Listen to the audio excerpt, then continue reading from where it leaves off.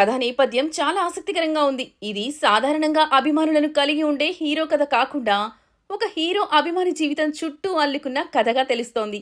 తమ అభిమాన హీరోకి కటౌట్లు కట్టడం, థియేటర్ల దగ్గర హంగామా చేసే ఒక అభిమాని జీవితంలో జరిగిన కీలక సంఘటనలు, అది తెలిసిన తర్వాత హీరో ఎలా స్పందించాడు అనేది ఈ చిత్ర కథాంశం. ఈ సినిమాలో రామ్ పోతినేని తన పాత్రలో జీవించేశారని, ఆయన పడిన కష్టం తెరపై కనిపిస్తుందని సెన్సార్ సభ్యుల నుంచి వచ్చిన తొలి మాట. భాగ్యశ్రీ బోర్సేతో రామ్ కెమిస్ట్రీ కూడా హైలైట్ గా నిలుస్తుందట. కేవలం యాక్షన్ సన్నివేశాలు మాత్రమే కాకుండా హీరో హీరోయిన్ల మధ్య సన్నివేశాలు బాగా కుదిరాయని సమాచారం. సినిమాకు కోర్ స్ట్రెంత్ పాయింట్స్ గురించి మాట్లాడితే రామ్ పోతినేని మరియు ఆయన తండ్రి పాత్ర మధ్య నడిచే ఎమోషనల్ ట్రాక్ ఒకటి కాగా, ఉపేంద్ర సన్నివేశాలు కూడా అద్భుతంగా వచ్చాయట.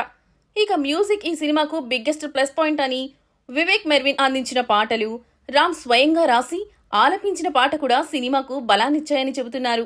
ముఖ్యంగా దర్శకుడు మహేష్ బాబు చివరి 45 నిమిషాలను అద్భుతంగా తీశారని, ఈ క్లైమాక్స్ ప్రేక్షకులను కళ్ళప్పగించి చూసేలా చేస్తుందని టాక్. మైత్రి మూవీ మేకర్స్ నిర్మాణ విలువలు ఏ మాత్రం రాజీ పడకుండా భారీగా ఉండడం సినిమా చూస్తున్నప్పుడు ప్రేక్షకులను ఆశ్చర్యపరుస్తుందని సెన్సార్ వర్గాలు తెలిపాయి.